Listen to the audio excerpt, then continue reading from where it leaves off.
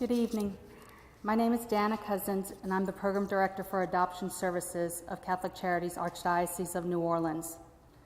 I would like to thank Sister Marjorie Abear, President and CEO of Catholic Charities, for joining us this evening as well. I'm humbled to have this opportunity to be with you this evening to share information about adoption services. As a program of Catholic Charities, our mission statement is, respecting the dignity and potential of each human person. Catholic Charities collaborates with the wider community to serve those in need regardless of race, religion, age, ethnicity, or economic status. We offer life-giving programs, advocate for the voiceless, and empower the poor and vulnerable. This mission statement rings true for each individual and family who receives services through adoption services. As the Program Director of Adoption Services, I feel truly blessed to have the opportunity to share in the personal experiences of birth parents, adoptive parents, and individuals that are adopted. There are many paths in life, and for some individuals, adoption is a journey of decision-making to place a child for adoption or becoming parents through adoption. Having the opportunity to work with families whose lives are touched by adoption is an amazing experience. We witness feelings of fear, sadness, joy, and comfort. As opposite as each of these emotions can be, they all have one aspect in common: love. A birth parent's love for their child as they consider adoption. An adoptive parent's love when they provide a nurturing home. And an adoptee's love for their birth parent who made a selfless decision. I would like to share a few stories about individuals to whom we have had the opportunity to provide assistance. Keep in mind, our adoption started in the early 1900s. Our office phone rings, but when we answer, there is silence, but we can hear someone on the line. A few seconds later, a soft voice begins. I don't know where to begin. At that moment, crying can be heard. I was 15 years old when I was sent to New Orleans to Catholic Charities to place my baby for adoption more than 50 years ago. As we began to talk, I learned that her extended family was told she was visiting a relative in another state. She gave birth, saw her baby once before leaving the maternity home, and returned to her family's home, but was never allowed to speak of the birth or the adoption plan ever again. Until that day she made the phone call. It took everything she had to make that phone call, and she still has no one to talk to about the adoption plan that was made so long ago.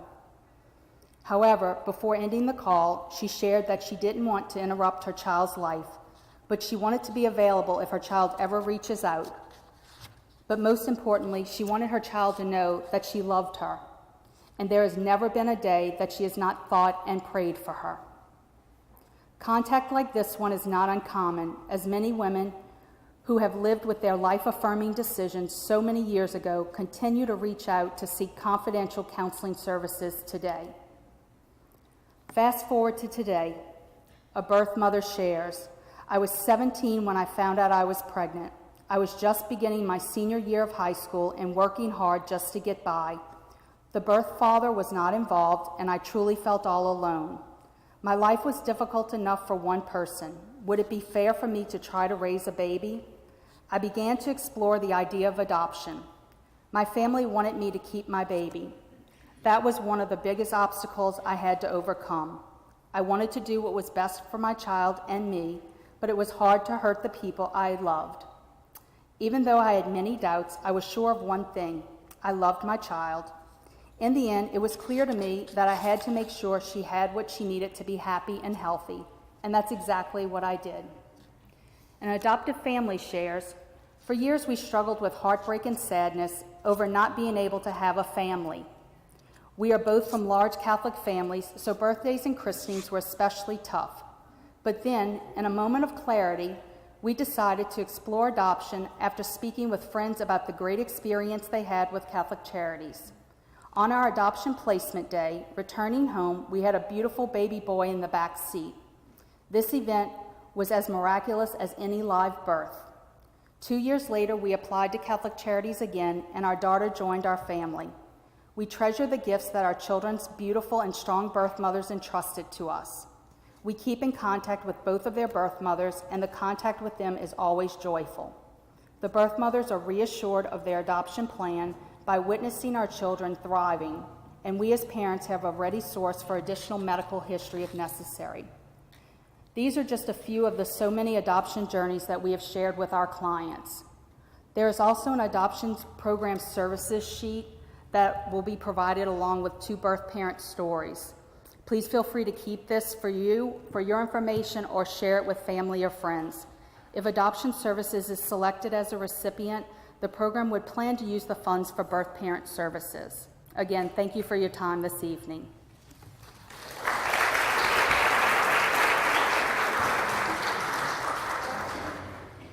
Thank you. How many adoptions a year? Yeah, someone said earlier about it, it's a difficult question to answer in regard to their program. For us, it is too. It truly varies from year to year. It can range from 7 to 25 from year to year.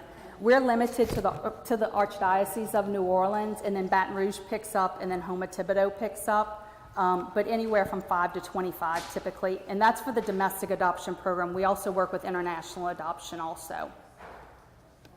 Thank you.